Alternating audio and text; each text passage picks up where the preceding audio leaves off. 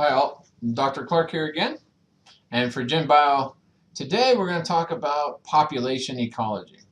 So last time we talked about just an introduction to ecology. This time we're going to concentrate more on population components. So we're going to talk about population range, distribution, size, growth, density, these kind of calculations. And so that kind of overview of population ecology is needed to understand how that flows into something like community ecology, where you're studying individual populations of a bunch of different species. So to start with, we can examine what's the population ecology, or what's the population distribution of humans in the world. So we know that there's a little over 7.7 billion people on the planet. And when we start examining where these people are living on the planet, you can start to see, well, bands of people. So you can see that India and China have the highest density of people. India has a little over 1 billion, and China has a little over 1 billion people. You can see that Africa and certain regions have quite a few high density. Europe has a high density in certain regions. The United States has a fairly high density in certain regions. Okay. South America, same thing. So you can see that there are certain places in the world that people are distributed. Okay. We're going to examine, maybe not for people, because I think most of us know why people are established in those regions, or why they occur in those regions. Most of the bands of people are occurring near the equator in these countries, and in Europe and America, it occurs on the coastal regions, both in the western coast and the eastern coast is highly populated. So around waterways are typically highly populated regions, and then midlands or in the mainland, there's less populations. We'll examine some different components and what kind of dictates whether or not an organism is going to establish itself in a certain region. Okay. So let's look at distribution. So distribution can play a very important role. We're trying to figure out not only how many individuals, how many different individuals in a given species or in a given population are within a region, but how are they distributed?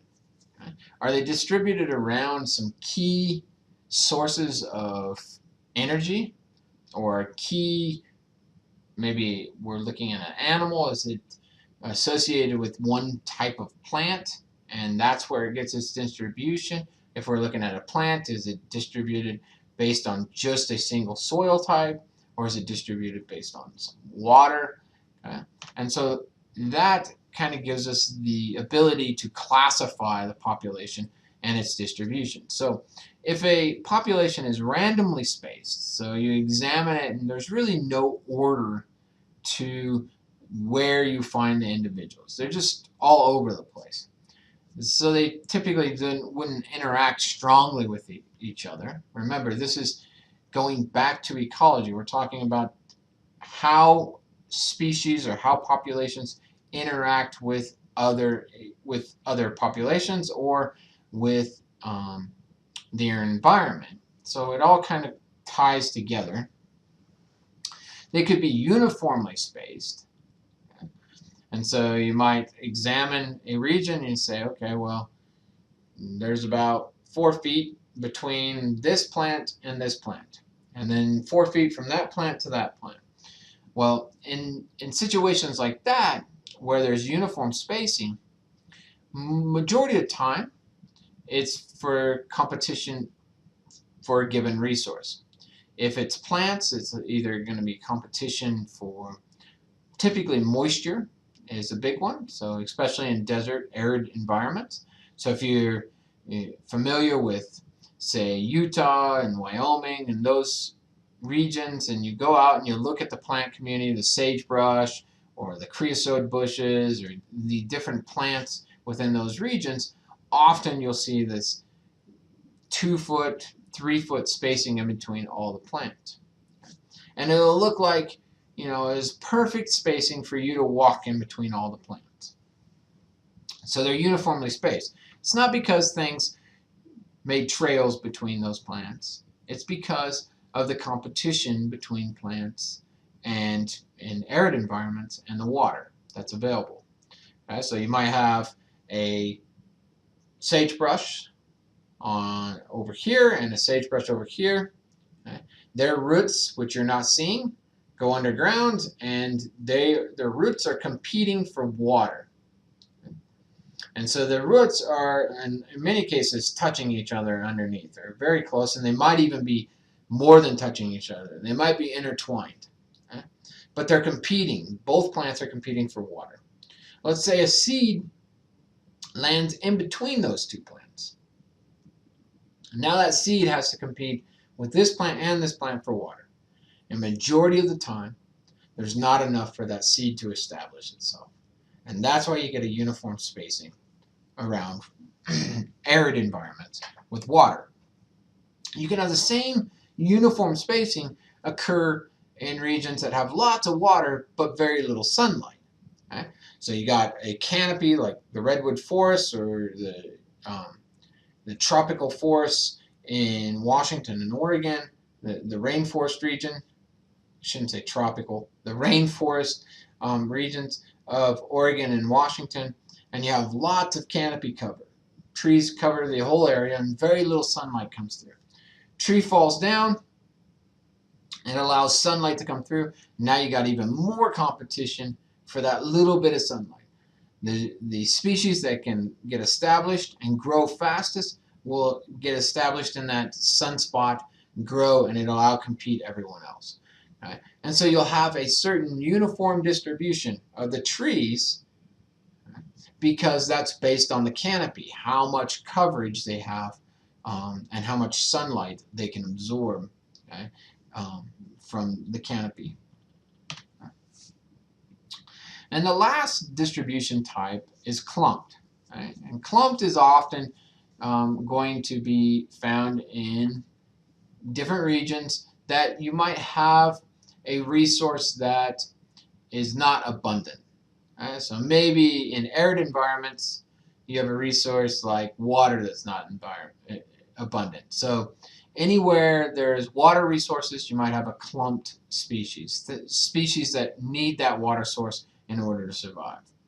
In regions that might have lots of water, right, but have really poor nutrients, maybe you'll have a clumped distribution of a clumped species around a certain nutrient source. And so you get that clumped distribution really happens typically where things are limited. And so does uniform spacing. And in most cases, it's uniformly spaced or it's clumped. Okay? There are very few examples of randomly spaced organisms on the planet. Okay? Very few, because most organisms are autotrophs, right, or heterotrophs, and are not both. Okay? Now, if you're both, then where you're at on the landscape might be a little bit easier to be randomly spaced. Okay? But if you're an autotroph, then you need light and you need water, so you're going to be in regions where that has it, and you also need nutrients. If you're a heterotroph, you need plants, okay, or you need the organisms that eat that plant, so you're going to have to follow those organisms. So you're going to be clumped around certain resources. All right, so let's examine population growth. Again, this is what I said was probably the key component for a population ecologist. This component of whether or not a population is growing and what rate are they growing really allows for humans to make decisions about how that population is doing. Even our own population, we examine our population growth often. And we have lots and lots of examples of people predicting when our population growth or when our population on the planet will hit a certain peak. Okay? So we know that it took about 100 years for us to go from 1 billion people on the planet to 2 billion. Okay? So in 1850 we were 1 billion. In 1950 we broke 2 billion, just before 1950. Okay? Now, that's a long time. I mean, 100 years to break that, to add 1 billion people to the planet. Now, it hasn't even been 100 more years. Right? We're short by 32 years or 31 years or so. Okay? And we're already almost added an extra 6 billion to the planet. So that information tells us what trajectory the human population's going in on the planet. Okay? And also by those distribution map that I showed you at the beginning, where are these individuals becoming established? Okay? What part of the world has the highest density of people? With those two things, we can start predicting, well, how's that environment going to change? How much food are we going to need? How much resources, how much building, how much energy? All these components that are going to go into providing individuals with enough food, energy, water, etc. to survive on this planet. It's important to know how your population is growing. Okay? So whether you're a human biologist or a snake biologist or a bird biologist, it doesn't matter. Okay? Most biologists want to know what their population is doing. Is it growing, shrinking, staying the same? Okay? So there are quite a bit of properties that are fairly important. First of all, the population size. Again, I said that the world's population is about 7.7 billion people. Okay? That's our population size. That's how many people there are on the planet. Now, the population density is very different. Okay? If the 7.7 billion people were spread evenly across the planet, then we might not have issues with pollution, starvation, dehydration, war, lots of different things, but because they're not. Humans are clumped in certain regions, and normally those regions that they're clumped around is around a given source of either energy, food, water, something is providing them the need to be in a given region. Okay? That's where population density comes in. Okay? So often I'll ask students this, and at first the question is, or the example is a little bit confusing to some people. Which one of these two populations has the highest density? You have tigers, Indian tigers, okay, or tigers that live in India and a little bit in Africa. Okay. And you have Cape buffalo. And so, which one has the highest density?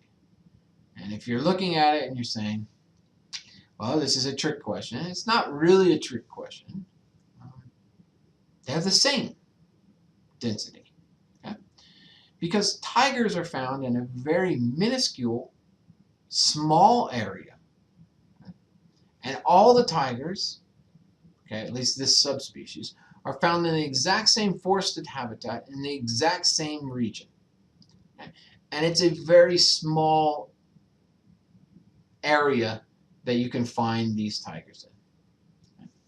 Versus the Cape buffalo, which occupy huge amount of area in Africa and even parts of India, a large expansion, okay? And yes, they have a larger population size than the few tigers that live, okay? But the density is based on size of the population and area they occupy. The density of these two organisms is the same. Okay? And so density plays a really important role when you're starting to try to examine resource allocation.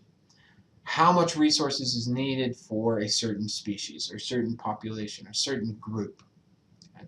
What is going to be their take of resources? Well, if there's very few individuals, but there's also very little habitat, their resource allocation might be fairly high still. If there's lots of individuals, but lots of habitat, their resource allocation might be the same as very few individuals and very little habitat. Okay? And that's why we calculate the population density. Okay? Now, going to population growth, we're going to examine how do populations grow, how do ecologists know if a population is growing. So we can model populations on a couple of different factors, with a couple different factors. We can model populations on what we would consider a best case scenario. And a lot of times we'll do this just as kind of a rule of thumb, like if everything's great, this is what's going to happen to the population. This is what we should see with that population. And that's what we call the biotic potential. Okay? And so the symbol for it is little r, okay? And that's just the rate at which the population could grow if there's no limits. If there's no limit on food, no limit on space, no limit on water, what is the ultimate rate of growth? And we could probably examine that for, say, humans. Okay? So let's say a human, most females let's just use the United States, okay? Most females in the United States, okay, become mature at about 10 or 11 years old. Okay? And so it's pretty young, okay, compared to other countries. But 10 or 11 years old, okay, that's when they become sexually mature. If we looked at the biological or biotic potential of a single female, right, that would mean how many offspring could she possibly have in a given amount of time, in her lifetime. Okay? If she started at 10 years old, okay, and let's say that she ended at 50, that kind of mark, then she could have a biotic potential of about 40 children. Okay? Now, I don't believe any females ever had 40 children. Okay? But nonetheless, that would be best case scenario. No limitations on food, space, etc. That's best case scenario. 40 children. Okay? So then we could use that rate of increase and we could say, well, what if every single female on the planet had that potential? That's their rate of growth, 40 offspring. Then we could give a population increase, or what's the population going to do? That'll give us the maximal rate. Now, for most times and most situations, this is not something that we would calculate because we know more information than that. We know that there are limits. We know there's limits on food and space, and we know there's limits that would make it so most organisms could not possibly produce at the biotic potential. But nonetheless, that's the starting place if you know nothing else. Okay? And so that's what gives us this formula here, which is called the exponential growth rate formula. Okay? So G is going to be growth. R is going to be the intrinsic rate of growth. So this is your biotic potential. So how many offspring is the individual going to potentially produce in a given amount of time? So maybe we're interested, I is time, but maybe we're interested in 1 year, maybe we're interested in 10 years, 40 years, etc. And big N is what the current population is. Okay? So again, N is the population size currently. G is how many is it going to change over time, or what's the change over time. And R, or intrinsic rate of growth is how many can you add per given amount of time. Okay, so it really just depends on the time factor. So natural increase for some time factor. Okay. This might be, if we're looking at something like insects, this could be a matter of a month. If we're looking at humans, we might say a year. If we're looking at elephants, we might say every 20 years. So it's just the rate of growth for the given amount of time that individual needs for gestation. Okay? So that's one. That's the exponential growth rate. Okay? That's growth rate without any limitations. But we do know that there is limitations in growth rate. And so when we look at the actual R is based on this equation, where B is birth rate, D is death rate, and so B minus D, and then I is immigration, and E is emigration. So how many organisms are leaving, how many are coming in, you add those together and that's your rate of change. Now, if your death rate's higher than your birth rate, okay, or if the amount of individuals are leaving the population is more than the individuals that are coming into the population, you could potentially have a negative growth rate, right? Meaning your population is actually declining because you have more deaths than you do births, or more people leaving than you have more people coming in. And this is the case in a lot of populations, that you'll have at some point in time an actual negative population growth. So again, like I said before, that best case scenario, that exponential growth rate, rarely happens for very long. Okay? It might start out as exponential growth rate. There's no limitations, there's great food, blah, blah, blah, everything's good. But then eventually there becomes shortages. Okay?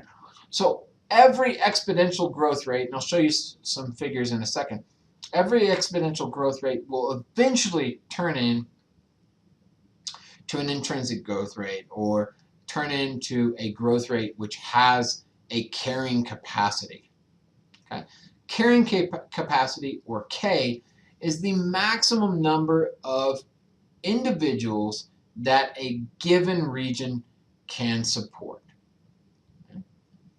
So, what's the maximum number of individuals that the planet can support? Humans? Okay.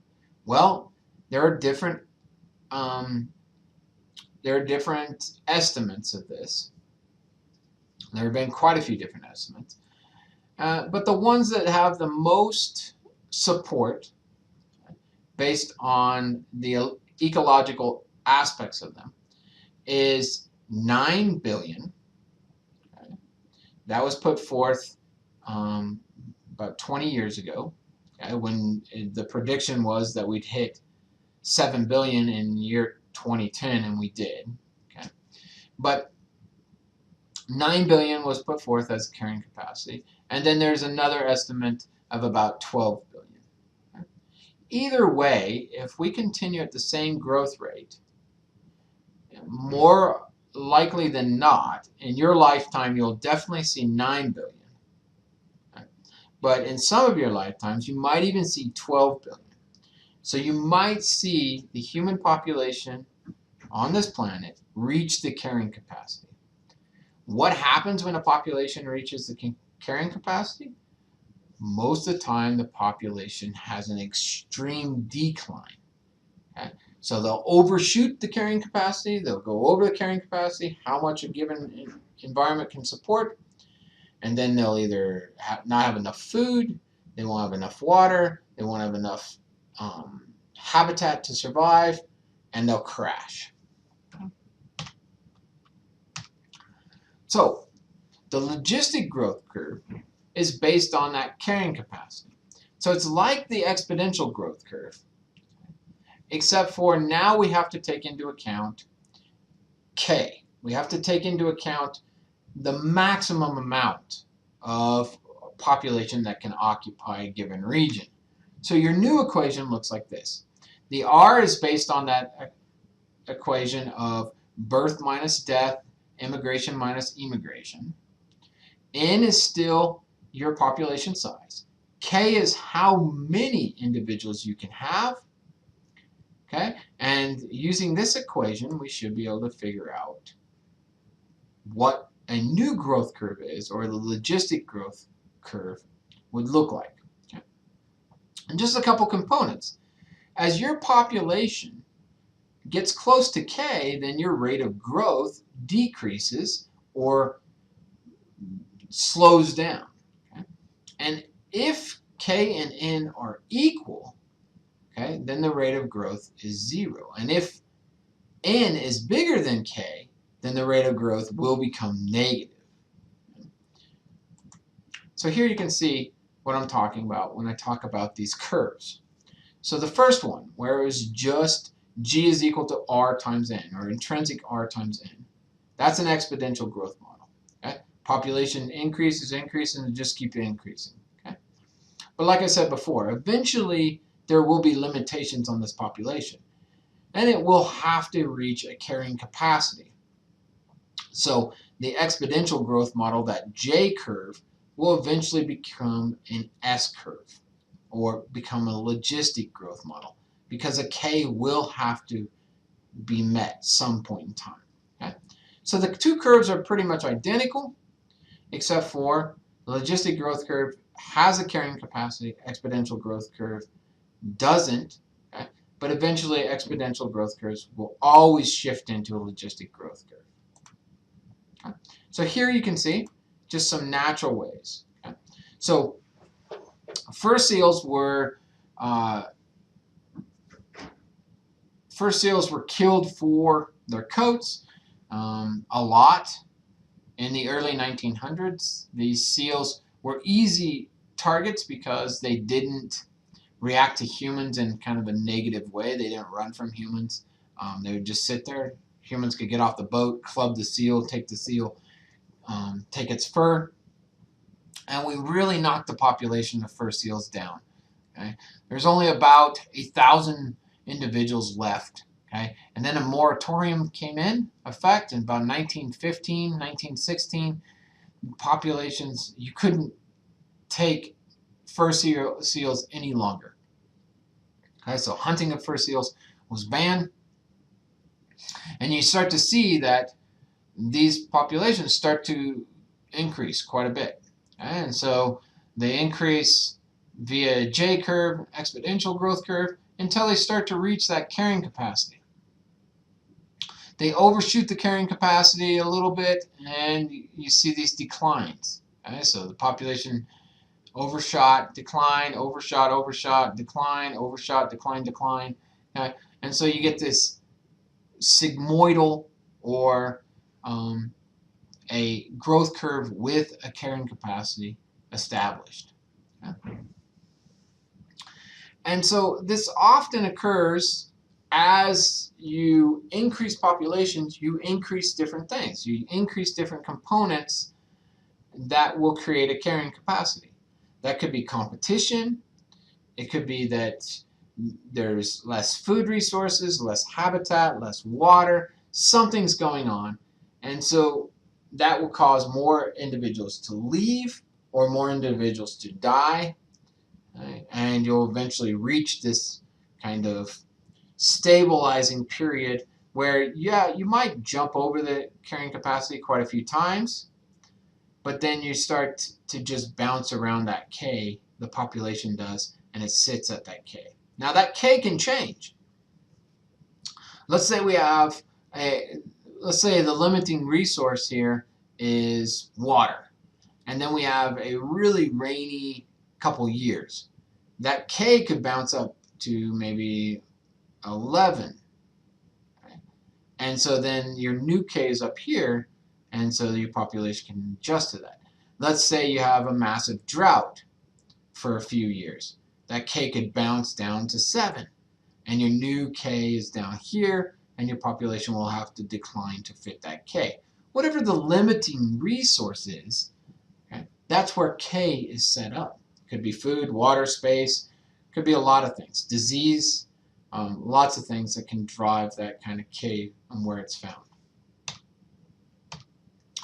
Okay, so there are many factors that can regulate population growth, okay, and they're kind of lumped into two different categories.